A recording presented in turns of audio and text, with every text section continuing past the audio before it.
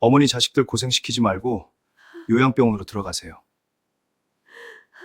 저에게는 무서운 병인 치매가 찾아왔습니다. 치매가 찾아오고 나서 제 자식들의 속마음을 알게 되었습니다. 자, 본격적으로 이야기를 시작하기 전에 여러분께 부탁 하나 드릴게요. 지금 어디에서 이 이야기를 듣고 계신가요? 댓글로 나눠주세요. 좋아요와 구독은 더 좋은 이야기를 만드는 힘이 됩니다. 그럼 이야기를 시작하겠습니다. 저는 71세 지역에서 유명한 맛집으로 소문난 칼국수집 사장입니다. 처음부터 제가 칼국수집 사장은 아니었습니다. 과거의 저는 저희 집의 기둥이었습니다. 큰오빠가 있었지만 큰오빠는 공부에만 매진을 해야 해서 돈을 벌 수 없었고, 제가 중학교를 겨우 졸업해서 어린 나이부터 공장에서 일을 했습니다. 공장에서 열심히 일해서 큰오빠와 여동생의 학비를 보태주느라고 저는 늘 힘들었습니다. 몸은 힘들지만 그래도 마음은 뿌듯했습니다. 제 여동생, 여자아이라고 제대로 공부를 못하는 모습이 신경 쓰였습니다. 여동생만큼은 대학까지 보내고 싶었지만 뜻대로 되지 않았고, 그래도 고등학교 졸업까지는 제가 열심히 뒷바라지 했습니다. 열심히 공장에서 일하다가 저에게도 인생의 봄비처럼 남편을 만나게 되었습니다. 20살에 만난 남편과 결혼을 하고 정말 열심히 살았습니다. 남편도 아주 성실했거든요. 그런 남편과 오순도순 너무 행복했습니다. 아들 둘에 딸 하나, 아이들도 너무 이뻤습니다. 저희는 아이들에게 좋은 메이커의 옷과 신발을 사줄 수는 없었지만 최선을 다해서 아이들을 키워냈습니다. 그러던 어느 날 남편은 음주운전 차량에 치여 교통사고가 났고 세상에 저와 아이들 셋만 남겨졌어요. 주변에서 저희를 안타까워하고 걱정하는 소리를 많이 했지만 어떠한 도움도 받을 수 없었습니다. 저는 정말 남편을 따라 죽고 싶었습니다. 나 혼자 어떻게 이 아이들을 키울까 너무 막막했습니다. 그런 막막함도 잠시였고 저는 아이들을 키우기 위해, 아니 살기 위해 일을 하기 시작했습니다. 새벽 일찍 공사 현장 한바집으로 출근하고 퇴근해서 저녁에는 식당에서 설거지를 했습니다. 제가 할 수 있는 모든 일을 했습니다. 아이들도 제가 열심히 살고 있는 걸 알았는지 사춘기가 없이 지나가는 것 같았습니다. 아니, 그런 줄 알았습니다. 아이들이 어떻게 학교 생활을 하는지, 친구 관계는 어떤지 저는 전혀 몰랐습니다.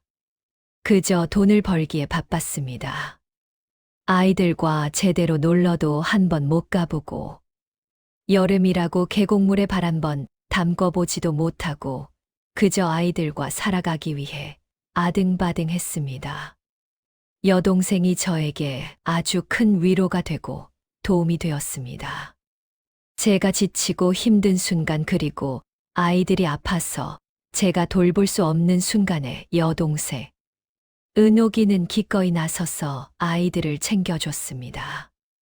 그렇게 억척같이 살아갔고 작은 칼국수집을 하게 되었습니다.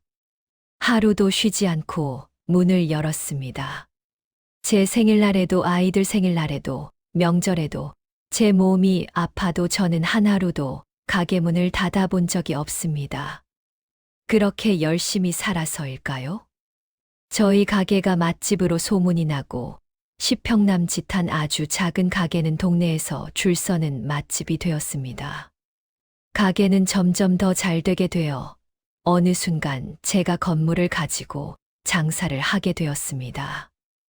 1층에는 칼국수 가게, 2층에는 제가 거주하고 있었습니다. 칼국수를 열심히 팔아 큰아들, 작은아들, 막내딸 모두 결혼을 시켰고 비싸고 좋은 메이커가 있는 아파트는 아니어도 제가 해줄 수 있는 최선에 있는 아파트를 해주었습니다. 아이들이 어렸을 때 제가 해주지 못한 어린 시절의 추억을 돈으로 대신 보상해주는 기분에 저는 뿌듯하고 좋았습니다. 더 열심히 가게를 운영했습니다. 직원들도 많아지고 손님들도 많아지고 저는 더할 나위 없이 행복했습니다. 그러던 어느 날 둘째 아들의 이혼 소식이 저에게 들려왔습니다. 저는 적잖이 충격을 받았습니다. 왜 이혼을 하는지 캐물었습니다. 어머니가 언제부터 저한테 신경을 썼다고 궁금해하세요. 그때 돌아오는 둘째 아들 석진이의 말에 저는 할 말을 잃었습니다. 아니, 자식이 이혼을 한다는데 엄마가 왜 이혼하는지 물어보지도 못하니? 어머니는 물어보시면 안 되죠. 저한테 관심 없으시잖아요. 이혼하는 아들이 너무 힘들어서 그런 거라고 애써 이해해 보려고 하고 더 이상 아무 말 하지 않았어요. 그리고 아들이 이혼한다고 하니 너무 속상해서 큰아들에게 연락을 했습니다. 석판아, 너 석진이 이혼하는 거 알고 있었니? 도대체 왜 이혼을 한다고 하는 거니? 뭐 들은 거 없니? 큰아들에게 물었지만 큰아들은 바쁘다며 전화를 끊더라고요. 그래, 회사 일이 바쁠 수 있지 하고 또 이해했습니다. 그렇게 막내딸에게 전화를 했지만 막내딸은 전화조차 받지 않더라고요. 저의 마지막 전화는 여동생 은옥이에게 갔습니다. 여보세요? 언니 이 시간에 무슨 일이야? 은호가 글쎄 석판이가 이혼을 한다고 해. 둘째 아들의 이혼 소식을 은옥이에게 전했습니다. 뭐? 갑자기 왜? 은옥이는 놀라서 저에게 되물었고 저는 말했습니다. 나도 몰라, 이유를 말해주지 않네. 은옥이는 살짝 흥분했습니다. 그게 무슨 소리야? 왜 이혼하는지 말도 없이 그냥 나 이혼해요. 통보하는 거야, 뭐야? 은옥이의 말에 저는 아까 석판이가 이야기한 내용을 말했습니다. 내가 왜 이혼하는지 물어봤더니 언제부터 신경 썼냐고, 왜 궁금해하냐고 하더라. 너무 속상했습니다. 동생에게 위로받고 싶었습니다. 동생은 역시 저를 위로해 줬습니다. 석판이도 이혼까지 하게 된 과정이 너무 스트레스였나 봐. 조금 기다려주면 이야기해 줄 거야. 그렇게 동생에게 위로를 받고 하루를 마무리했습니다. 다음 날 어제 전화를 받지 않았던 막내딸에게 연락이 왔습니다. 오랜만에 연락하는 딸의 목소리가 반가웠습니다. 영화야, 어제는 왜 전화를 안 받았어? 무슨 일 있니? 영화는 무뚝뚝하게 대답했습니다. 아니, 가게가 바빴어. 왜 전화했어? 용건만 간단히 이야기해줘. 지금 바빠. 바쁘다는 딸에게 어제 있었던 둘째 아들의 이혼에 대해서 물었습니다. 너희 둘째 오빠가 이혼을 한다는데 혹시 너 뭐 들은 게 있나 해서. 막내딸은 없다고 하며 바쁘니 전화를 끊겠다고 하고 먼저 전화를 끊었습니다. 너무 씁쓸하고 한편으로는 화도 났습니다. 하지만 저는 또 바쁜 딸을 이해하고 넘겼습니다. 그리고 동생 은옥이의 말처럼 아들이 이야기해 줄 때까지 기다렸습니다. 칼국수집 장사는 아주 잘 되고 있었습니다. 직원들도 모두 가족같이 잘 지내고 손님들도 항상 많았습니다. 제가 더 신경 쓸 게 없을 정도였지만 저는 출근을 하지 않으면 마음이 너무 불안했습니다. 어제 아들의 이혼 소식에 제대로 잠을 못 자서 그런지 머리도 아프고 컨디션이 좋지 않아 가게 브레이크 타임에 집으로 올라갔습니다. 현관문 앞에서 저는 순간 당황했습니다. 비밀번호가 기억나지 않더라고요. 컨디션이 좋지 않아 그런가 보다 하고 천천히 생각해보자 하는데 제 마음과는 달리 불안하고 비밀번호가 뭔지 기억나지 않는 제 자신에게 초조함을 느꼈습니다. 결국 저는 비밀번호를 누르지 못해 다시 가게로 내려갔습니다. 가게 매니저가 제 얼굴을 보고 화들짝 놀랬습니다. 사장님, 무슨 일이세요? 얼굴이 너무 창백해요. 저는 아무것도 아니라고 하며 가게 한쪽 구석 테이블에 앉았습니다. 매니저님 미안한데 나 물 한 잔만 줄 수 있을까요? 가게 매니저가 가져다 준 물을 한 잔 마시고 저는 벽에 머리를 기대고 눈을 감았습니다. 그렇게 조금 시간이 흐르고 집 비밀번호가 기억났습니다. 부랴부랴 집으로 올라갔고 비밀번호를 누르고 집 안으로 들어갈 수 있었습니다. 안도했습니다. 그저 어제 아들의 이혼 소식에 잠을 설치고 신경이 예민해져서 있었던 일이라고 생각했습니다. 집에서 잠시 잠을 청했고 얼마 지나지 않아 핸드폰 벨소리에 눈을 떴습니다. 집안은 깜깜했고 매니저에게 연락이 왔습니다. 사장님 마감 시간이 되었는데 오시지 않아서요. 저희끼리 마감해도 될까요? 잠깐 잔다고 한 것이 벌써 밤 9시가 되어버린 겁니다. 저는 너무 놀라 매니저에게 얼른 마감하고 모두 퇴근하라고 이야기했습니다. 제가 너무 피곤했나 봅니다. 이렇게 집 현관 비밀번호를 잊었던 그 순간이부터 저의 이상한 증상들이 시작된 것 같았어요. 늘 그렇듯 새벽같이 일어나 집 근처 천변에 운동을 나갔습니다. 제가 유일하게 돈을 들이지 않고 할 수 있는 운동이었습니다. 아프고 싶지 않아서 아프면 자식들에게 피해를 줄까봐. 제 나름 자기관리였습니다. 천변을 한 바퀴 돌고 집으로 돌아가려는데 순간 집으로 향하는 방향이 기억나지 않았습니다. 무서웠습니다. 분명 익숙한 장소인데 집으로 돌아가야 하는 방향이 기억나질 않았습니다. 어젯밤 충분히 잠을 잤는데 왜 이러지 싶었습니다. 진정하고 차분하게 생각하자고 했지만 전혀 제 마음은 진정되지 않았고 차분해지지 않았습니다. 아니, 오히려 더 긴장되고 무서웠습니다. 그렇게 저는 근처 벤치에 주저앉았습니다. 지나가던 청년이 저에게 무슨 일이냐 물었고 저는 집으로 가는 방향이 어느 쪽인지 모르겠다고 이야기했습니다. 청년이 저에게 물었습니다. 할머니 집 주소가 어떻게 되세요? 제가 도와드릴게요. 저는 고맙다고 이야기하고 집 주소를 이야기하려는 순간 집 주소가 기억나지 않았습니다.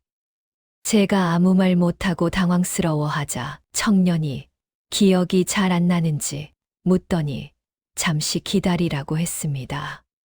저는 머릿속이 복잡했고 이게 무슨 일인가 싶어 눈물이 날 것 같았습니다. 그렇게 청년이 제 곁에 돌아왔고 자신의 가방에서 물을 꺼내 건넸습니다. 감사의 인사를 청하고 물을 마시고 마음이 진정이 되었을 즈음 경찰 2명이 나타났습니다. 그 청년은 경찰에서 무언가를 말하고 경찰 2명이 저에게 다가와 이야기했습니다. 어르신 저희가 집까지 모셔다 드릴게요. 저희랑 같이 가세요. 저는 몸을 일으켰는데 다리에 힘이 풀려 주저앉아 버렸습니다. 경찰들이 저를 부축해 근처 파출소로 갔습니다. 지갑이 있는지 확인을 하는데 그냥 운동 나온 거라 저는 핸드폰만 주머니에 넣고 나왔습니다. 저는 청년을 만났을 때 제 주머니에 핸드폰이 있다는 사실도 기억나지 않았습니다. 너무 당황해서 그랬나 봅니다. 경찰이 제 핸드폰을 가져가 큰아들에게 연락하는 것 같았습니다. 큰아들, 작은아들, 막내딸 모두 전화를 받지 않는 모양입니다. 경찰들의 표정이 당황함으로 변했고 저에게 자녀분들이 출근 준비하느라 바쁜가 보다고 조금만 기다려보자고 했습니다. 저는 그때 여동생인 은옥이에게 연락해달라고 부탁했습니다. 경찰은 제 핸드폰에서 은옥이 번호를 찾아 통화 버튼을 눌렀고 은옥이가 전화를 받았습니다. 경찰분들은 상황 설명을 했고 은옥이가 곧 도착한다고 하니 잠시 기다리라고 저를 안심시켜 줬습니다. 그렇게 저는 멍하게 앉아 은옥이를 기다리고 있었습니다. 파출소 문이 열리고 은옥이는 저를 부르면 달려왔습니다. 언니 이게 무슨 일이야? 저는 아무 말 없이 은옥이를 보고 눈물을 흘렸습니다. 그때 경찰분이 다가와 상황 설명을 해주고 종이 한 장을 내밀었습니다. 은옥이는 그곳에 사인을 하고 저를 데리고 나왔습니다. 그리고 저희 집으로 함께 왔습니다. 집까지 오는 길이 멀게만 느껴졌습니다. 집에 와서 소파에 앉아 하염없이 눈물을 흘렸습니다. 은옥이는 저를 위로했습니다. 언니가 가게 일에 석진이 이혼에 신경도 많이 쓰고 스트레스 받아서 그런 거야. 너무 걱정 말고 좀 쉬어. 저도 그렇게 생각했습니다. 아니, 그렇게 생각하고 싶었습니다.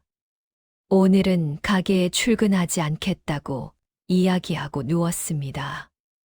동생 은옥이가 차려준 밥을 먹고 멍하게 앉았습니다.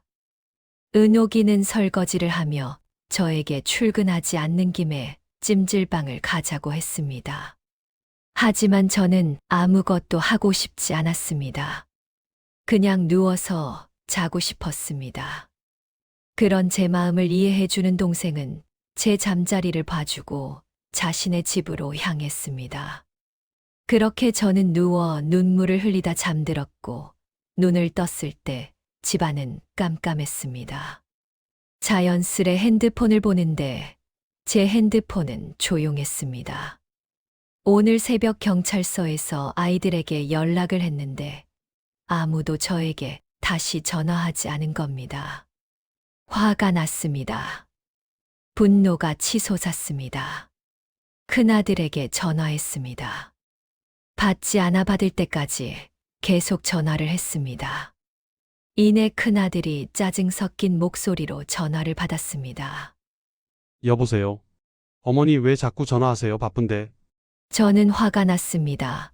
평소 같으면 섭섭하고 미안했을 상황이 저는 오로지 화가 나서 소리를 쳤습니다. 최석판, 너 내가 새벽에 전화한 거 몰라? 핸드폰 확인 안 했니? 전화 왜 안 받았어? 늙은 애미에게 무슨 일이 생겼는지 걱정도 안 돼.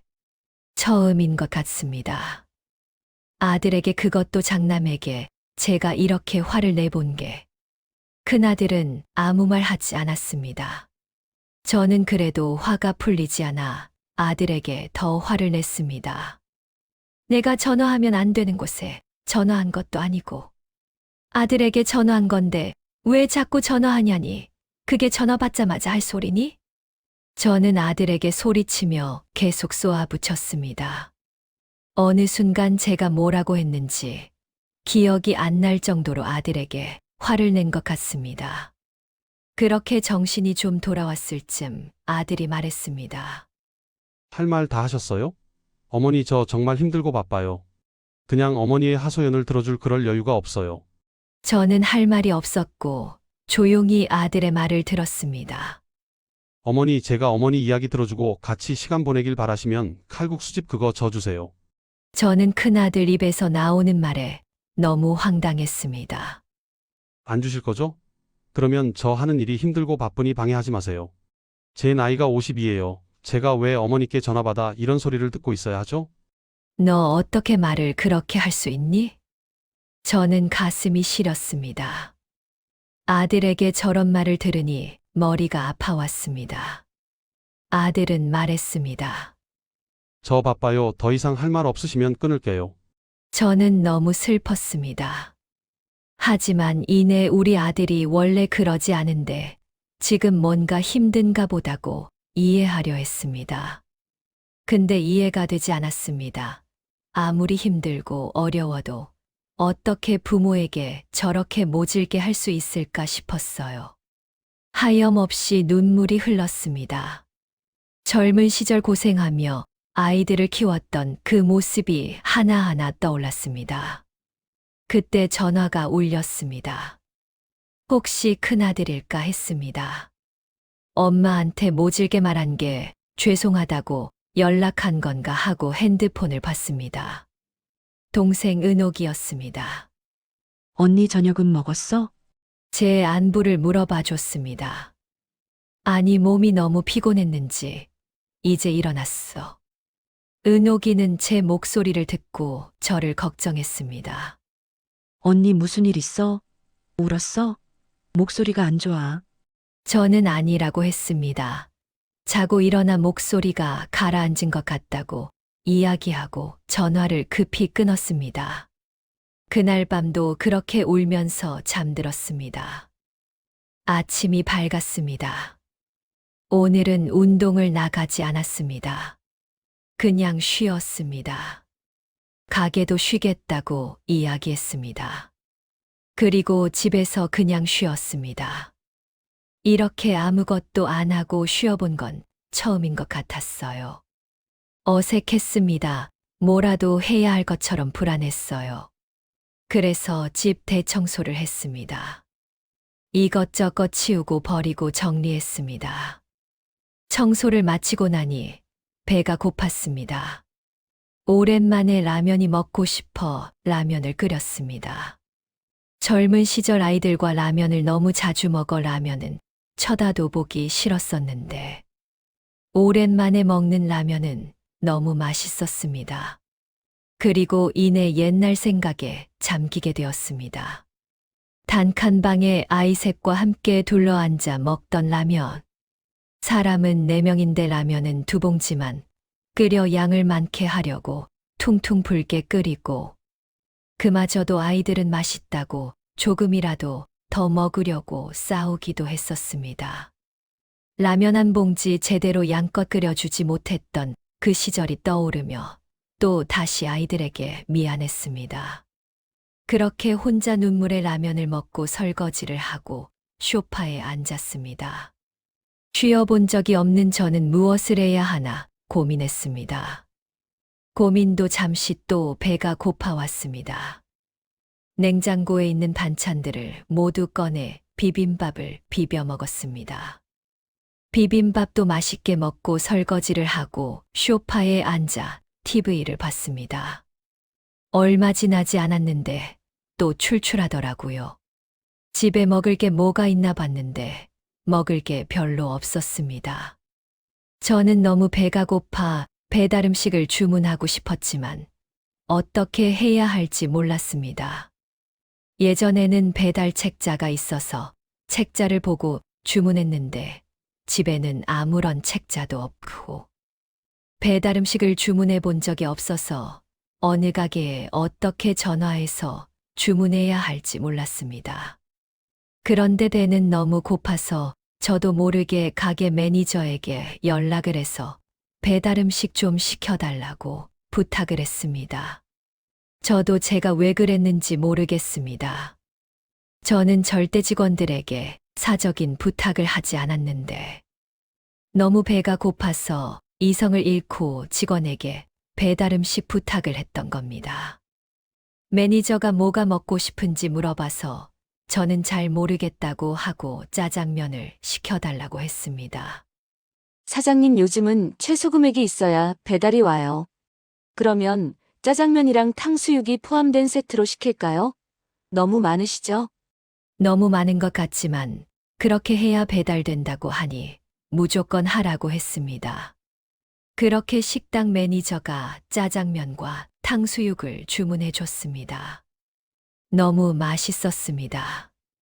비빔밥을 먹었지만 짜장면과 탕수육의 맛은 정말 좋았습니다.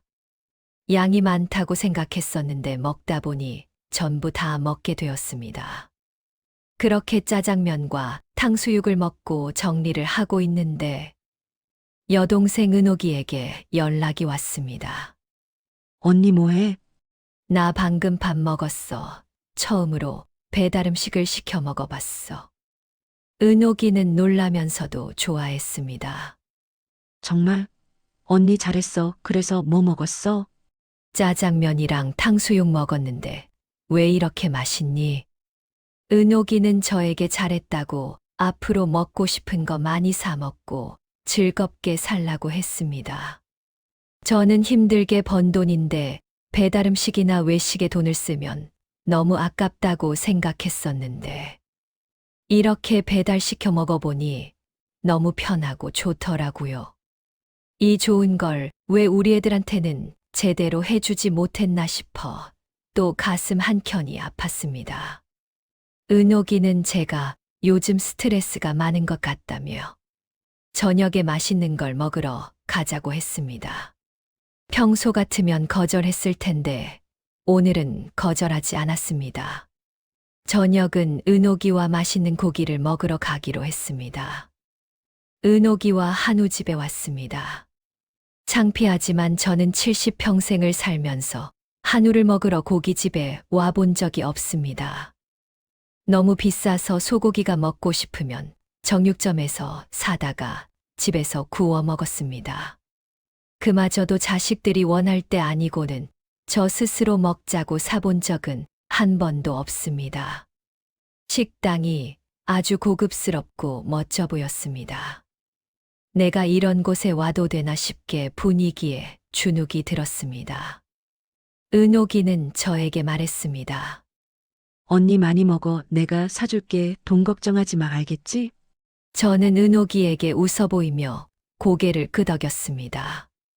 그렇게 은옥이가 주문을 하고 고기가 나왔습니다. 고기도 직원이 직접 다 구워 제 앞접시에 놓아줬습니다. 너무 맛있었습니다. 이렇게 맛있는 고기가 있나 싶었습니다. 그렇게 집중해서 먹는데 은옥이의 걱정스런 목소리가 들렸습니다. 언니 조금 천천히 먹어. 체하겠어. 은옥이의 말에 정신이 들어보니 제가 소고기 5인분을 혼자 다 먹고 있었던 겁니다. 저는 민망해서 멋쩍게 웃어 보였습니다. 그렇지만 젓가락은 멈출 수 없었습니다. 아직 배도 고프고 너무 맛있었거든요. 그렇게 저랑 은옥이는 한우를 10인분이나 먹었습니다. 은옥이는 저에게 잘 먹는 모습 보니 기분이 좋다고 했습니다. 저도 오랜만에 맛있는 걸 먹으니 기분이 너무 좋았습니다. 그렇게 집으로 돌아왔습니다. 오늘 청소도 하고 돌아다니고 해서 그런지 피로가 몰려왔습니다. 씻지도 않고 그냥 베개만 꺼내 일단 누웠습니다. 뭔가 축축한 기분에 눈을 뜨게 되었습니다. 창밖을 보니 환했습니다. 저녁 늦게 들어와 누웠는데 밖이 환한 걸 보니 제가 어제 그냥 그렇게 잠들었나 봅니다. 그런데 아래가 축축하고 찝찝했습니다.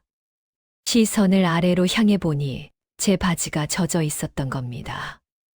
놀랬습니다. 아무리 피곤해서 잠에 취했어도 소변 실수를 해버린 겁니다. 그런데 이게 문제였습니다. 순간 저는 바지에 소변을 봤다는 건 인식했지만 이후에 어떻게 해야 할지 몰랐습니다. 이걸 어쩌지? 정말 미칠 노릇이었습니다.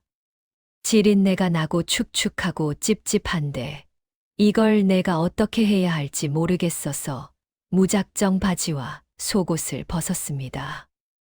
그리고 젖은 바지와 속옷을 손으로 움켜잡고 바닥을 마구 문질렀습니다. 그대로였습니다. 아니, 더 지저분해지고 있었습니다. 그런데 이상하지요. 뭔가 재밌었습니다. 처음 느껴보는 즐거움이었습니다. 그냥 막 문질렀습니다. 누군가 현관문을 두드립니다. 저는 그대로 문을 열어줬습니다. 식당 매니저가 놀란 토끼 눈을 뜨고 쳐다봅니다. 사장님, 아마 제가 평소 절대 지각도 안 하고 출근도 잘하는데 오늘은 늦어서 걱정되어 올라왔나 봅니다. 아, 제가 오늘 좀 늦었죠. 얼른 정리하고 내려갈게요. 매니저에게 이야기했는데 매진어가 어버버거립니다. 그런 분이 아닌데 왜 저러나 싶었습니다. 그러더니 이내 집으로 들어와 문을 닫아버립니다. 이 매니저는 매너 없는 사람이 아닌데 왜 저러나 걱정이 됐습니다. 그리고 매니저는 제 손목을 잡고 화장실로 저를 데리고 갔습니다.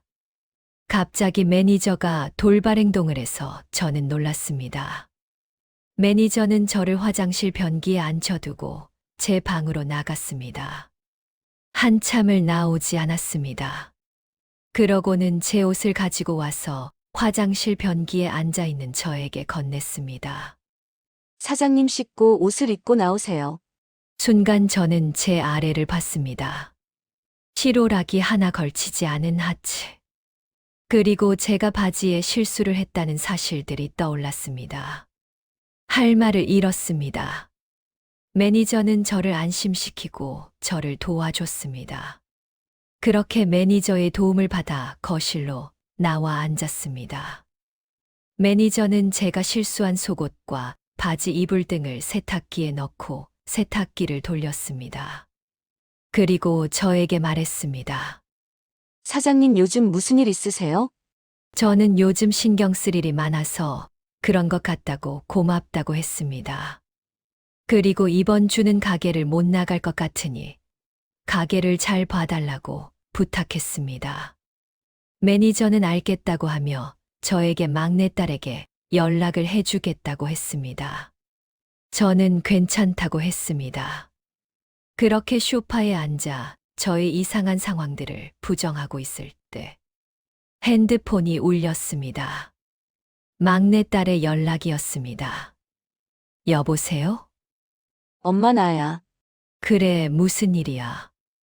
엄마 나 할 말이 있는데 오늘 가게로 갈게. 저는 중요한 말 아니면 전화로 하던지 나중에 하라고 했습니다. 딸은 중요한 이야기라며 오겠다고 했습니다. 그러면 가게로 오지 말고 집으로 와. 딸은 알겠다고 하고 전화를 끊었습니다. 딸과 통화를 하고 저도 모르게 또 잠이 들었나 봅니다. 문을 두드리는 소리에 깼고 딸이 문 앞에 있었습니다. 엄마, 왜 그렇게 문을 늦게 열어? 미안해, 깜빡 잠이 들었어. 딸은 제가 낮잠을 잤다는 말에 놀랐나 봅니다. 저는 낮잠을 자본 적이 없는 사람이었거든요. 딸이 제가 좋아하는 단팥빵을 사온 것 같았습니다. 봉지를 빼서 얼른 하나 먹었습니다. 너무 맛있었습니다. 그런데 단팥빵이 몇 개 없는 것 같았습니다. 딸이랑 같이 먹으면 제가 조금만 먹어야 할 것 같아서 저도 모르게 빠르게 먹었습니다. 딸이 제 빵을 뺏으려고 합니다. 화가 납니다. 엄마가 먹는 빵을 뺏으려 하다니 저도 모르게 딸을 밀어버렸습니다. 내 빵을 왜 뺐어? 버릇없이 어디 엄마 먹는 걸 손대. 딸에게 화를 냈습니다. 버릇없는 건 용서할 수 없었습니다. 딸은 놀랬나 봅니다. 엄마, 순간 미안했습니다. 고작 단팥빵 가지고 딸에게 너무했나 싶어 제가 먹던 빵을 나눠줬습니다. 딸은 저를 그저 쳐다만 볼 뿐 빵을 먹지 않았습니다. 그렇게 빵을 다 먹고 소파에 앉았습니다. 딸은 아무 말 하지 않았습니다. 제가 먼저 물었습니다. 무슨 일로 왔어? 딸은 저를 쳐다볼 뿐 아무 말 안 했습니다. 그렇게 정적이 조금 흘렀고 이내 딸이 입을 열었습니다. 엄마, 나 5천만 원만 해줄 수 없어? 갑자기 돈 이야기를 꺼내는 딸이었습니다. 5천만 원. 갑자기 왜? 그게 이번에 가게 재계약을 하는데 전세금을 또 올려달라고 하네. 차라리 나도 작은 상가 하나 매매해서 내 가게에서 일해보고 싶어서 나 좀 도와주면 안 돼? 딸이 저에게 부탁하는 건 처음이었습니다. 5천만 원만 부족한 거니? 딸에게 물었습니다. 딸은 대답했습니다. 전세금이랑 모아둔 돈, 그리고 대출 받으면 5천만 원 정도만 더 있으면 될 것 같아. 저는 알겠다고 했습니다. 언제까지 필요해? 다음 주 월요일까지 부탁해도 될까? 딸아이는 미소 지어 보였습니다. 딸아이가 웃으니 저도 너무 좋았습니다. 알겠다고 대답하고 딸에게 가게에 내려가 같이 칼국수 한 그릇 먹자고 했습니다. 딸은 가게를 너무 오래 비워서 안 된다고 했습니다. 평소 같으면 알겠다고 바쁜데 가보라고 했겠지만 오늘은 싫었습니다. 딸이랑 같이 밥을 먹고 싶었습니다. 같이 밥을 먹자고 계속 이야기했습니다. 딸은 마지못해 저랑 같이 식당으로 내려가 칼국수를 먹었습니다. 너무 맛있었습니다. 딸은 저에게 말했습니다. 엄마, 단팥빵 5개를 먹고 또 국수가 들어가? 이상합니다. 저는 빵을 먹은 적이 없는데 딸이 착각하나 봅니다. 딸의 말에 사실 관심 없습니다. 칼국수가 너무 맛있어서 기분이 좋았습니다. 딸이 가게 매니저와 이야기를 나눕니다. 표정이 어두워집니다. 아주 어두운 표정으로 저를 쳐다봅니다. 그 표정이 슬퍼 보이기까지 합니다. 딸이 어딘가에 전화를 겁니다. 저는 그냥 가만히 앉아 딸을 기다립니다. 딸이 자리에 앉고 얼마 지나지 않아 은옥이에게 연락이 옵니다. 언니, 응, 은옥아 왜? 무슨 일이야? 언니 내가 지금 갈게 가게에 잠시만 있어. 이상합니다. 갑자기 은옥이가 이유도 없이 가게를 온다고 합니다. 알겠다고 하고 가만히 앉아 은옥이를 기다립니다. 바쁘다던 딸은 가지 않고 제 앞에 앉아 심각한 표정을 짓고 있습니다. 딸의 표정은 안 좋지만 저는 기분이 좋습니다. 딸이 안 가고 제 곁에 있어서 기분이 좋습니다. 딸이 일어납니다. 저도 같이 일어났습니다. 엄마 앉아 있어. 이모 온대. 나 전화하고 다시 올 거야. 알겠다고 했습니다. 딸아이는 밖에서 전화를 하고 있었습니다. 은옥이가 왔습니다. 은옥이가 저를 데리고 집으로 올라갔습니다. 저는 딸이랑 더 있고 싶었는데 올라가면 딸이 올라올 거라고 해서 은옥이의 말을 들었습니다. 하지만 딸은 올라오지 않았고 은옥이와 둘이 있게 되었습니다. 거짓말을 한 은옥이에게 화가 났습니다. 그런데 은옥이가 저랑 어디를 가자고 합니다. 어디 가는지 물어봤지만 알려주지 않고 표정이 어둡습니다. 그냥 은옥이를 따라 나섰습니다. 배가 고픕니다. 길에서 파는 닭꼬치가 눈에 들어옵니다. 은옥이에게 저거 하나 먹고 가자고 했지만 은옥이는 조금 있다가 먹자고 하며 택시를 잡아탑니다. 병원입니다. 은옥이가 어디가 아픈가 걱정이 됐습니다. 은옥이가 아니라 저였습니다. 제가 검사를 받아야 한다고 합니다. 저는 아무렇지 않은데 왜 돈을 들여 검사를 하는지 너무 싫었습니다. 은호가 무슨 검사를 하겠다는 거야. 병원에 오면 돈이 얼마인데 나 아픈 곳도 없어. 은옥이는 저를 달랬습니다. 언니 요즘 언니가 신경 쓸 일도 많고 스트레스도 많은 것 같아서 검사해 보는 거야. 돈 걱정은 하지 마. 그렇게 저는 검사를 하게 되었습니다. 의사 선생님 앞에 은옥이와 함께 앉았습니다. 치매 초기라는 의사 선생님의 말에 저는 놀랐습니다. 선생님, 저는 아무런 증상이 없었어요. 가끔 깜빡하긴 했지만 그 정도 건망증은 모든 사람이 있어요. 저는 소리쳤습니다. 은옥이는 저를 말렸습니다. 언니, 진정해. 받아들일 수 없었습니다. 의사가 돌팔이 같았습니다. 저는 은옥이에게 말했습니다. 은호가 이 의사 돌팔이다. 우리 다른 병원 가자. 얼른 일어나. 의사는 저를 그저 쳐다만 볼 뿐 아무 말 하지 않았습니다. 이은옥, 얼른 일어나. 이런 돌팔이 말 듣지 말라고. 은옥이는 의사에게 죄송하다고 인사를 하고 저를 따라 나왔습니다. 저는 화가 가라앉지 않았습니다. 그리고 은옥이에게 따졌습니다. 너, 내가 조금 깜빡깜빡한다고 병원에 데리고 와? 어떻게 그럴 수 있어? 은옥이는 아무 말 없었습니다. 저는 화가 나서 어떻게 할 수 없었습니다. 이 정도 건망증은 다 있어. 나만 그러게 아니야. 내 나이가 70인데 이 정도 건망증도 없는 사람이 어딨어? 저는 소리치며 울었습니다. 병원 박복도가 울려 퍼졌습니다. 그렇게 한바탕 울고 은옥이와 함께 택시를 타고 집으로 왔습니다. 은옥이가 끓여준 죽을 먹고 오늘은 은옥이와 함께 잠을 잤습니다. 다음 날 아침 큰아들에게 연락이 왔습니다. 어머니, 토요일 저녁에 어머니 집으로 갈게요. 큰아들이 온다는 겁니다.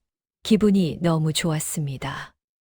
그러라고 하며 먹고 싶은 게 있는지 물었습니다. 아니요, 먹고 싶은 건 없어요. 서판이랑 영화도 토요일에 같이 갈게요. 너무 좋았습니다. 오랜만에 애들이 저를 보러 다 모인다고 합니다. 은옥이에게 이야기를 전하고 같이 장을 보러 가자고 했습니다. 오랜만에 가족이 다 모이는 김에 맛있는 요리를 해야겠습니다. 갈비찜도 하고 잡채도 하고 우리 막내딸이 좋아하는 비싼 망고도 샀습니다. 은옥이랑 같이 냉장고에 정리를 했습니다. 토요일 아침부터 저는 바빴습니다. 바쁜 저를 은옥이가 도왔습니다. 요리를 잔뜩 해놓고 애들을 기다렸습니다. 우리 막내딸 영화가 먼저 왔습니다. 영화야, 왔어. 얼른 들어와. 영화는 어두운 표정으로 들어왔습니다. 가게 일이 너무 바쁜가 봅니다. 영화야, 내가 좋아하는 망고를 사다 놨어. 이따 밥 먹고 엄마가 줄게. 영화가 좋아할 줄 알았는데 아무 말 안 합니다. 괜찮습니다. 그래도 제가 망고를 주면 우리 영화는 맛있게 먹을 걸 알고 있어요. 둘째 아들 석진이가 왔습니다. 안 본 사이에 살이 좀 빠졌습니다. 석진아, 왔어. 아이고, 너는 안 본 사이에 살이 좀 빠졌다. 석진이는 고개만 까딱하고 그대로 들어와 소파에 앉았습니다. 마지막으로 우리 장남이 왔습니다. 다들 모여 앉아 저녁을 먹었습니다. 조용한 식사 시간에 저 혼자만 떠들었습니다. 영화야, 이것 좀 먹어봐. 갈비가 아주 부드러워. 석파나 잡채 좀 먹어봐. 석진아. 너 겉절이 좋아해서 엄마가 겉절이도 했어. 많이 먹어. 저는 너무 기분이 좋았습니다. 식사를 마치고 제가 망고를 꺼내 아이들에게 줬습니다. 아무도 먹지 않았습니다. 얼른 먹으라고 제가 권하자 그때서야 먹는 겁니다. 아마 비싼 과일이라 눈치를 보는 것 같았습니다. 그런 딸의 모습이 너무 속상했어요. 은옥이가 설거지를 할 테니 이야기를 나누라고 하는 겁니다. 오랜만에 우리 네 식구 둘러앉아 이야기를 나눴습니다. 그런데 둘째 아들 석판이의 입에서 나온 말이 제 머리를 망치로 때린 것처럼 아팠습니다. 어머니 치매 진단 받으셨다면서요? 모질게 들리겠지만 어머니 자식들에게 피해 주지 말고 요양병원 알아보는 거 어떠세요? 저는 아무 말도 할 수 없었습니다. 뒤이어 큰아들이 말을 이어갔습니다. 어머니, 저 어머니 모실 수 없어요. 장남이라고 해서 어머니가 아프면 제가 모실 거라고 생각하지 말아주세요. 저는 아무 말도 하지 못했습니다. 아니, 무슨 말을 해야 할지 몰랐습니다. 그때 막내딸 영화가 입을 열었습니다. 엄마, 나 월요일에 5천만 원 해주기로 했잖아. 그건 잊은 건 아니지? 혹시 모르니까 월요일에 같이 은행에 갈까? 하늘이 무너지는 것 같았습니다. 눈물이 흐르고 손이 떨렸습니다. 그때 동생 은옥이가 소리 질렀습니다. 이 못된 자식들아. 너희 엄마가 치매라고. 아프다고. 근데 지금 한다는 소리가 뭐? 요양병원? 못 모셔? 돈 해줘? 니들이 사람이야. 그때 둘째 석진이가 이야기했습니다. 이모는 빠져요. 치매 걸린 노인을 우리가 어떻게 부양합니까? 이모 일 아니라고 쉽게 말하지 마세요. 큰 아들도 보탰습니다. 맞아요. 이모가 엄마를 모실 거 아니면 이모는 가족 일에 개입하지 말아주세요. 은옥이는 지지 않았습니다. 이 못된 것들아, 너희 엄마가 너희 아버지 죽고 너희를 어떻게 키웠는데 배은망덕한 놈들. 적어도 걱정하는 척은 해야지. 은옥이가 목소리를 높여 소리쳤습니다. 둘째 아들 석판이가 말했습니다. 맞아요. 엄마는 우리를 악착같이 키워냈어요. 모르지 않아요. 그래서 저희도 그렇게 악착같이 살아냈습니다. 편하게 살지 않았어요. 막내 영화는 눈물을 흘리며 말했습니다. 나는 오빠들에게 치여서 고등학교까지밖에 못 나오고 늘 찬밥이었어. 나한테 해준 게 뭐가 있어. 잘해주는 건 아들들에게 잘해주고 아플 때는 딸 찾는 거야. 그건 안 되지. 최영화, 너는 내가 공부를 못해서 고등학교밖에 못 나온 걸 왜 엄마 탓을 해? 큰아들이 막내딸에게 소리쳤습니다. 서로 큰 소리치고 자식들은 싸우기 시작했습니다. 저는 눈물만 흘렀습니다. 내가 이렇게 자식들에게 짐이 되었구나. 마음이 너무 아팠습니다. 그때 둘째 아들 석판이가 이야기합니다. 어머니 치매가 더 진행되기 전에 재산 정리를 좀 하는 게 어떨까 싶어요. 어둡고 냉정한 말투로 말을 이어갔습니다. 감정적으로 이야기할 건 아닌 것 같아요. 치매는 진행이 빨라질 텐데 그때 되면 골치 아파요. 큰아들과 막내딸도 동의했습니다. 은옥이는 옆에서 혀를 내둘렀습니다. 그리고 삼남매에게 말했습니다. 너희 정말 천벌 받는다. 그렇게 아수라장이 된 가족의 저녁 식사. 다들 집으로 돌아가고 저는 은옥이 앞에서 목 놓아 울었습니다. 은옥이는 저를 안아주었고 괜찮다고 치료하면 된다고 위로했습니다. 왜 저에게 이런 슬프고 무서운 병이 왔을까요? 제가 뭘 그렇게 잘못해서 무섭습니다. 그렇게 주말이 지나고 월요일이 됐습니다. 월요일 아침 누군가 집에 찾아왔습니다. 막내딸 영화였습니다. 엄마, 5천만 원 해주기로 한 거 잊지 않았지? 돈 이야기를 바로 꺼냈습니다. 잊지 않았어. 같이 은행에 가자. 영화와 같이 은행으로 걸어갔습니다. 은행에서 막내딸 영화에게 5천만 원을 송금해주고 같이 집으로 걸어왔습니다. 영화가 집 앞에서 이야기합니다. 엄마 고마워. 저는 고개를 끄덕이고 집으로 올라왔습니다. 그리고 은옥이를 불렀습니다. 여동생 은옥이가 집으로 왔고 은옥이에게 말했습니다. 은옥아, 애들 말 틀린 거 없더라. 나 치매가 더 심해지기 전에 재산을 좀 정리해야겠어. 은옥이는 눈물을 흘렸습니다. 사실 저는 재산이라고 해봤자 칼국수 집이 있는 이 건물과 조금 모아둔 금 몇 돈과 현금 조금뿐이었습니다. 저는 금과 현금은 은옥이에게 주겠다고 했습니다. 금은 은옥이에게 바로 줬고 은옥이는 거절했습니다. 은옥아, 내 동생, 언니가 대학까지 보내주고 싶었는데 못 보내줘서 미안해. 은옥이는 울면서 이야기했습니다. 언니가 나 시집갈 때 혼수도 다 해줘 놓고 언니는 맨날 뭐가 그렇게 미안하대 이렇게 나한테 잘해줘 놓고. 그냥 눈물이 계속 났습니다. 은옥이 손에 금을 쥐어줬습니다. 그리고 이야기했습니다. 은옥아, 내가 나중에 시간이 지나서 아무것도 기억 못하는 상황이 되면 우리 애들 좀 잘 좀 봐줘. 은옥이는 화냈습니다. 그런 못된 것들을 뭘 생각해 언니. 아주 못됐어. 저는 은옥이에게 그러지 말라고 했습니다. 조카들이니 잘 좀 챙겨달라고 이야기하고 남은 재산은 변호사와 상이하게 변호사를 연결해달라고 부탁했습니다. 그렇게 은옥이와 이야기를 나누고 은옥이와 함께 택시를 타고 병원으로 향했습니다. 의사에게 치매를 고치고 싶다고 울며 소리쳤습니다. 의사는 묵묵히 들어주고 위로해 줬습니다. 그리고 치매는 고칠 수 있는 병이 아니지만 진행을 천천히 조금 더디게는 할 수 있다고 했습니다. 같이 노력하면 할 수 있다고 했습니다. 저는 그날부터 병원도 잘 가고 약도 잘 먹었습니다. 그리고 정신이 멀쩡할 때마다 우리 아이들에게 편지를 한 장씩 썼습니다. 그런데 그 편지에는 자꾸 미안하다는 말뿐이었습니다.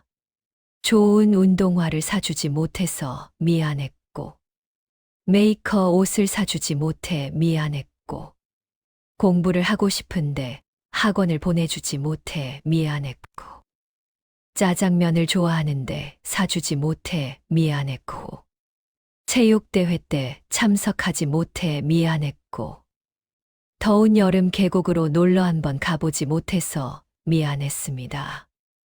아이들과 추억이 아무것도 없었습니다. 새벽 일찍 출근해서 밤늦게 아이들이 다 잠들면 들어와 쪽잠 자고 또 나가고, 그냥 저는 그렇게 아이들 얼굴을 보면 힘이 나고 버틸 수 있었는데, 아이들 곁에는 제가 늘 없었습니다. 그게 너무 미안했습니다. 죄인 같았습니다. 그렇게 편지가 하나 둘 늘어갈 때쯤 재산 정리도 하였습니다. 제가 가지고 있는 재산 중 일부는 저희 병원비로 사용하고, 나머지 모든 재산은 제가 죽으면 새남매와 은옥이가 똑같이 나눠 갖도록 했습니다. 저도 알 수 있었습니다. 제 치매 증상이 점점 심해진다는 걸. 기억나지 않는 날들이 점점 늘어난다는 걸. 아이들을 모두 집으로 불렀습니다. 맛있는 저녁을 차려주고 싶어서요. 며느리랑 사위도 모두 불렀습니다. 맛있는 한상을 차렸습니다. 그리고 또 저 혼자 떠들었습니다. 우리 야무진 큰며느리가 눈물을 흘립니다. 어머님, 너무 맛있어요. 제 음식이 맛있다고 칭찬해주는 우리 큰며느리 너무 고마웠습니다. 밥을 다 먹고 삼남매에게 제가 그간 쓴 편지를 모두 전해주었습니다. 그리고 말했습니다. 엄마가 정신이 멀쩡할 때 너희들에게 하고 싶은 말을 적어둔 거야. 받아줘. 삼남매는 편지를 들고 집으로 갔습니다. 저는 그렇게 모두가 떠난 집 한가운데서 눈물을 흘렸습니다. 다음 날 저는 은옥이와 함께 식당 매니저를 불렀어요. 매니저님, 제가 조금 아파요. 매니저는 어느 정도 알고 있었다는 듯 고개를 끄덕였어요. 추후에 가게는 접을 생각입니다. 일단은 매니저님이 맡아서 운영을 좀 해주시겠어요. 매니저는 생각에 잠긴 듯 했다. 옆에서 은옥이가 말했다. 매니저님, 이 가게 어떤 가게인지 잘 아시잖아요. 매니저는 저를 한번 보더니 조용히 고개를 끄덕이며 말했다. 알겠습니다, 사장님. 제가 맡아서 운영을 하도록 할게요. 너무 고마웠습니다. 저는 이 가게를 최대한 늦게 정리하고 싶었거든요. 그리고 저는 은옥이에게도 말했습니다. 은옥아, 너도 가게에 신경 좀 써주면 좋을 것 같아. 매니저님 혼자는 힘들 거야. 내 동생 은옥이는 알겠다고 걱정하지 말라고 하며 제 손을 잡아주었어요. 그날 오후 저는 조용하게 지낼 수 있는 요양원을 알아보기 시작했어요. 은옥이랑 같이 다니며 요양원 시설을 둘러보고 집으로 돌아왔을 때 문 앞에 큰아들과 큰며느리가 서 있었어요. 저를 보자마자 며느리가 눈물을 보였어요. 어머니, 저는 이게 무슨 일인가 싶어 얼른 애들을 데리고 집으로 들어갔어요. 집으로 들어오자마자 큰아들은 제 앞에 무릎을 꿇고 울기 시작했어요. 무슨 일이야? 석판아, 왜 그래? 무슨 일 있어? 저는 너무 걱정이 되었어요. 석판이는 꺼이꺼이 울더니 저에게 말했어요. 어머니 죄송해요. 정말 죄송합니다. 죄송하다는 아들 말 한마디에 저는 목 놓아 울 수밖에 없었어요. 저도 아들도 며느리도 모두 눈물을 흘렸어요. 석판아, 울지 마. 울지 말 거라. 조금 시간이 지나고 모두 진정이 되었을 때 큰아들은 제 앞에 무릎을 꿇고 앉았어요. 어머니, 죄송해요. 정말 죄송합니다. 저는 아들의 죄송하다는 말에 하염없이 눈물이 흘렀어요. 그리고 큰며느리가 말했습니다. 어머님, 이 사람이 요즘 회사 일이 잘 되지 않아 너무 예민하고 힘들어했어요. 그래서 마음에도 없는 소리를 한 것 같아요. 아들은 무릎을 꿇고 그저 고개를 숙이고 있었습니다. 괜찮다. 괜찮아, 그럴 수 있지. 회사 일은 잘 마무리되었어. 저는 아들의 회사 일이 잘 안 된다는 말에 걱정이 됐습니다. 아들은 울면서 괜찮다고 했습니다. 그리고 며느리가 말을 이어갔습니다. 어머님, 저희 집으로 오세요. 저희랑 같이 지내세요. 혼자 계시는 건 너무 위험해요. 큰며느리의 제안이 고마웠지만 저는 거절했습니다. 아니다. 나는 어디 공기 좋은 쪽에 시설 좋은 요양원으로 가서 지낼 생각이야. 아들은 고개를 들어 소리쳤어요. 어머니, 자식이 셋이나 있는데 왜 그런 생각을 하세요? 그러지 마세요. 제가 모실 거 죄송해요. 며느리도 이야기했어요. 어머니, 저희를 용서해 주세요. 그리고 아들이 떨리는 목소리로 말을 이어갔어요. 어머니, 저는 그저 어머니 품이 그리웠어요. 다 큰 징그러운 사내 자식이 어머니 품이 그리워서 눈물을 흘리며 잠든 날이 하루 이틀이 아니었어요. 그렇게 어머니가 열심히 살아서 제가 깔끔한 옷을 입고 새 가방을 메고 학교를 다니고 대학 등록금 걱정 없이 학교를 다니고 졸업해서 이렇게 좋은 사람 만나 결혼해서 행복하게 살 수 있었어요. 저도 가장이 되어 보니 이렇게 평범하게 사는 게 얼마나 어려운지 알겠더라고요. 근데 자꾸 저 힘든 것만 생각했어요. 어머니는 혼자 저희 셋을 키워내셨는데 분명 어머니를 존경했었는데 제가 어느 순간 변해버렸어요. 죄송해요, 어머니. 저는 메이커 옷, 메이커 신발 이런 거 하나도 안 부러웠어요. 그저 어머니가 제 어머니라 감사하고 좋았어요. 저한테 미안해하지 마세요. 아들의 말에 저는 눈물을 참을 수 없었습니다. 처음 들어보는 우리 장남의 마음이 저를 목 놓아 울게 만들었습니다. 그날 큰아들과 큰며느리는 저희 집에서 자고 갔어요. 얼마 만에 아들과 함께 자보는지 눈물이 계속 흘러서 제대로 잘 수 없었습니다. 주말 아침 큰며느리가 차려준 밥상이 꽤 맛있었습니다.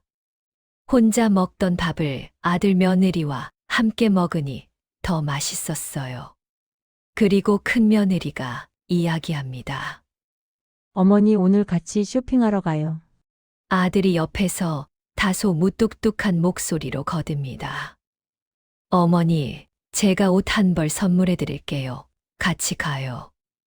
아들의 말에 아침부터 주책맞게 눈물이 흘렀습니다. 그렇게 처음으로 아들 며느리와 쇼핑에 나섰습니다. 다리는 아프지만 너무 좋았습니다. 다 크고 처음 잡아보는 아들의 손. 제가 나이 든 만큼 우리 아들 손도 세월을 고스란히 맞이했더라고요. 그래도 저에게는 그저 아이 같은 아들이었습니다. 아들이 백화점에서 비싼 옷도 사주고 삼계탕도 사줘서 맛있게 먹고 집으로 왔습니다. 큰아들 부부랑 집에서 웃고 떠들고 있는데 누군가 문을 두드렸습니다. 막내딸이었습니다. 퉁퉁 부은 얼굴로 눈물을 흘리며 문 앞에 서 있었습니다. 영화야, 이게 무슨 일이야? 왜 그래? 저는 빨리 영화를 집 안으로 들어오게 했습니다. 영화는 목 놓아 울었습니다. 엄마 미안해. 엄마 정말 미안해. 제가 써준 편지를 손에 꼭 쥐고 있었습니다. 엄마, 나는 엄마가 오빠들이랑 나를 차별한다고 생각했어. 그런데 아니었어. 영화는 말을 더 이어하지 못하고 목 놓아 울었습니다. 저는 우리 영화가 딸이라 항상 깔끔하게 단정하고 이쁘게 하고 다니길 바랬습니다. 그래서 아들들은 다른 사람이 쓰던 가방이나 옷을 물려 입혀도 딸은 시장에서 싸구려여도 꼭 새 옷을 사 입혔습니다.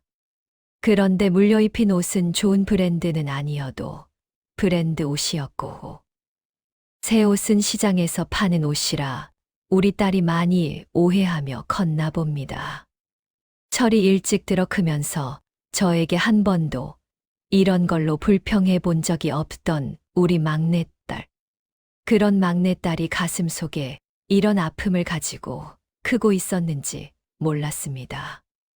오히려 저는 오빠들은 남의 옷 물려 입혀도 너는 늘 새 옷을 사줬어 라고 생각했던 것 같아요. 아이의 마음도 모르고 그렇게 딸아이를 키워서 너무 미안했습니다. 영화는 엉엉 울었습니다. 그런 영화에게 제가 말했습니다. 영화야, 우리 딸 그만 울어. 계속 울면 나중에 머리 아파. 울지 마라, 아가. 영화는 저를 안고 엉엉 울었습니다. 엄마 미안해, 미안해, 엄마. 영화는 저의 아픈 손가락입니다. 유일하게 대학을 보내지 못했습니다. 영화는 공부는 못했지만 그림을 참 잘 그렸습니다. 그리고 그림 그리는 걸 너무 좋아했습니다. 그놈의 그림은 배우는데 왜 그렇게 비싼 건지, 사야 하는 건 왜 이렇게 많은 건지 저는 감당하기 어려웠습니다. 영화는 너무 잘 알고 있었습니다. 자기가 그림을 더 이상 그릴 수 없다는 걸. 그런 영화는 그림을 포기했습니다. 그리고 아르바이트를 하기 시작했습니다. 저는 그런 영화의 모습을 보고 속상했습니다. 영화의 모습을 보면 마치 저를 보는 것 같았습니다. 미술이 아니어도 어디 전문대라도 가서 졸업장이라도 따는 게 어떻냐고 제가 말했을 때, 영화는 저에게 그런 거 돈 아깝고 싫다고, 나 전문대라도 보내고 싶으면 그 등록금을 돈으로 달라고 했습니다. 저는 영화에게 등록금으로 쓰려고 했던 돈을 쥐어줬습니다. 영화는 그 돈으로 작은 떡볶이집을 시작으로 지금까지 분식집을 하고 있습니다. 나 때문에 좋아하는 미술을 하지 못했고, 자기가 가고 싶은 대학을 가지 못한 영화에게 저는 늘 미안했습니다.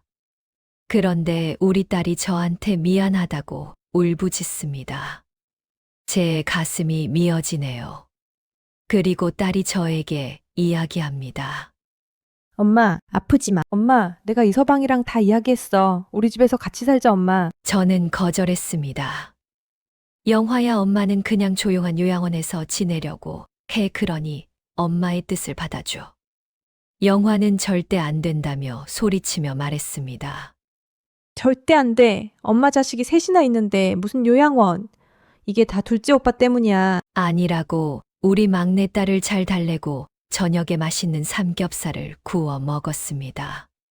저는 잘 기억이 나지 않지만 제가 또 이상한 행동을 했나 봅니다.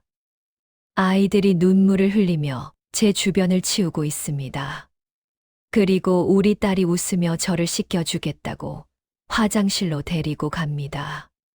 제 팬티와 바지가 축축한 거 보니 제가 또 바지에 실례를 했나 봅니다. 기억이 전혀 나지 않습니다. 그저 지금 이 상황이 자식들에게 너무 슬프고 창피하고 미안합니다. 막내딸 영화는 웃으면서 말합니다. 엄마, 우리 같이 샤워한 적 있던가? 우리 같이 씻을까? 저는 아무 말 없이 눈물만 흘렸습니다. 막내딸이 제 눈물을 닦아줍니다. 그러더니 말합니다. 오늘 엄마랑 같이 샤워하고 엄마 옷 입고 엄마 옆에서 자야겠다. 그렇게 우리 막내딸이 샤워를 시켜주고 나왔더니 큰아들 내외가 거실을 깨끗하게 치워놨습니다. 그리고 며느리가 이야기합니다. 어머님, 저도 어머님 옷 좀 주세요. 편하게 입고 여기서 자고 갈래요. 다들 집으로 가라. 혼자 있고 싶어. 제가 말했습니다. 큰아들이 말합니다. 안 돼요. 주말 동안 어머니랑 같이 있을래요. 그렇게 큰아들은 TV를 켜면서 저녁을 조금 시원찮게 먹었다며 배달 음식을 시켜 먹자는 겁니다. 막내딸이 좋다고 합니다. 좋아, 큰오빠가 한턱 쏴. 그랬더니 큰며느리가 옆에서 이야기합니다. 그런 게 어딨어요. 우리 고스톱 쳐서 꼴찌가 치킨 사기예요. 어때요? 어머님도 같이 하세요. 그렇게 애들이랑 처음으로 고스톱을 쳤어요. 큰아들이 꼴찌로 돈을 다 잃고 치킨을 사게 되었어요. 큰아들이 억울하다고 한 번 더 하고 하는 모습이 왜 이렇게 웃긴지. 오랜만에 눈물 소리가 아닌 웃음 소리가 나더라고요. 그렇게 큰아들이 사준 치킨을 먹고 다 같이 거실에서 잠들었어요. 아침에 일어나니 막내딸이 누군가와 통화를 하고 있었어요. 누구랑 아침부터 통화를 해? 저는 궁금해서 물어봤어요. 막내딸은 아무것도 아니라고 하며 아침은 제가 끓여준 된장국이 먹고 싶다고 했어요. 아침부터 맛있는 된장국을 끓이고 계란말이도 하고 맛있게 밥상을 차려 애들과 같이 먹었어요. 그렇게 밥을 먹고 밥상을 차리고 있는데 막내딸이 현관문을 열더라고요. 그 앞에는 둘째 아들이 서 있었어요. 둘째 아들은 조용히 들어와 제 앞에 무릎 꿇었어요. 어머니 죄송해요. 저는 괜찮으니 일어나라고 했어요. 둘째 아들은 무릎 꿇고 고개를 푹 숙이고 저에게 말했어요. 어머니 저는 늘 남과 비교하며 살았어요. 다른 친구들이 입는 비싼 메이커 옷이 부러웠고 새 신발이 부러웠어요. 도시락 반찬통에 있는 소세지 반찬이 부러웠어요. 그런데 제가 제일 부러워했던 건 학교 끝나고 비가 오면 마중 나오는 엄마가 있는 애들이 부러웠어요. 둘째 아들은 아주 덤덤하게 이야기했어요. 저는 너무 미안해서 눈물이 났고, 큰아들은 고개 숙이고 있었어요. 막내딸은 눈물을 흘리고 있었고요. 둘째 아들은 말을 이어갔어요. 밤늦게 형이랑 동생이랑 셋이 자려고 누우면 저는 어떻게든 늦게 자려고 허벅지를 꼬집고 눈을 안 감으려고 안간힘을 썼어요. 늦게 집에 들어오는 어머니 얼굴을 보고 자고 싶어서 저는 늘 그렇게 제 허벅지를 꼬집고 안 자려고 안간힘을 썼지만 엄마 얼굴을 못 보고 잠들었어요. 아침에도 일찍 일어나면 어머니를 볼 수 있겠지 생각하고 늘 일찍 일어나면 어머니가 차려놓은 아침상과 도시락만 있을 뿐 어머니는 없었어요. 원망스러웠어요. 어머니 얼굴도 제대로 보지 못하고 살아야 하는 이 가난이. 둘째 아들의 말에 저는 너무 미안해서 소리내서 울었고, 둘째 아들은 계속 말을 이어갔어요.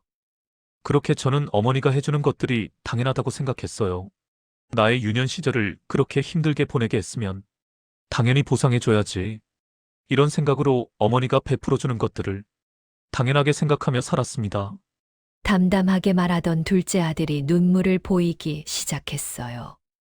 그런데 제 전처도 당연하게 생각하더라고요. 제가 그렇게 만든 거겠죠? 위기가 생기면 너무 당연하게 어머니에게 가서 돈을 받아오라고. 어머니는 다 해주시지 않냐고 하는 그 말에 화가 났어요. 생각해보면 정작 제가 어머니를 그렇게 생각하고 행동해놓고 다른 사람이 그런 모습을 보이니 화나가더라고요. 저는 눈물밖에 안 났습니다. 어머니 편지 보고 참 많은 생각을 했습니다. 아마 제가 어머니의 상황이었다면 저는 모든 걸 포기했을 거예요. 그런데 어머니는 저희 삼남매를 잘 키워내셨습니다. 제가 그걸 잊고 살았습니다. 너무 죄송합니다, 어머니. 그렇게 둘째 아들의 말에 온 가족이 다 눈물을 보였습니다. 그리고 말했습니다. 어머니 요양병원으로 가라고 이야기한 거 제가 어머니 가슴에 못 박는 말을 한 것 같아요. 저를 용서해 주세요. 제가 어머니를 모시고 평생 사죄하며 살아갈 수 있게 해주세요. 효도로 제가 갚을게요, 어머니. 저는 정말 앞이 안 보일 정도로 눈물이 났습니다. 그렇게 아이들과 눈물을 흘리고 조금 진정되었을 때 아이들에게 이야기했습니다. 치매라는 게 참 무서운 병이더라. 나는 그냥 요양원으로 가서 지내고 싶다다. 삼남매는 모두 안 된다며 완강히 거부했어요. 저도 자꾸 욕심이 생겼어요. 자식들이 저를 돌봐줬으면 좋겠다고. 자식들 곁에서 효도받으며 함께 살아가고 싶다고. 자꾸 욕심이 생깁니다. 저는 어떻게 해야 할까요? 그냥 자식들 말대로 자식들과 함께 살아야 할까요? 아니면 제가 하려던 대로 요양원으로 가서 지내야 할까요? 여러분이라면 어떻게 하실 건가요? 제가 어떻게 하면 좋을지 저에게 지혜를 나눠주세요. 여러분, 저는 어떻게 해야 할까요? 이제 조금 여유라는 걸 느끼며 살아보고 싶었는데, 치매라는 무서운 병에 걸렸습니다. 자식들에게 늘 미안한 마음만 가지고 살았는데, 또 이렇게 자식들과 함께 살고 싶다는 욕심이 생기네요. 제가 조금이라도 기억할 수 있고, 치매가 많이 진행되지 않았을 때, 여러분의 지혜로운 의견을 듣고 싶습니다. 자식들의 말처럼 자식들고 함께 살아야 할까요? 아니면 저희 다짐대로 요양원에서 지내는 게 맞을까요? 저에게 지혜를 나눠주실 분들은 구독과 좋아요 버튼을 누르고 댓글로 알려주세요. 여러분의 의견도 너무 궁금합니다.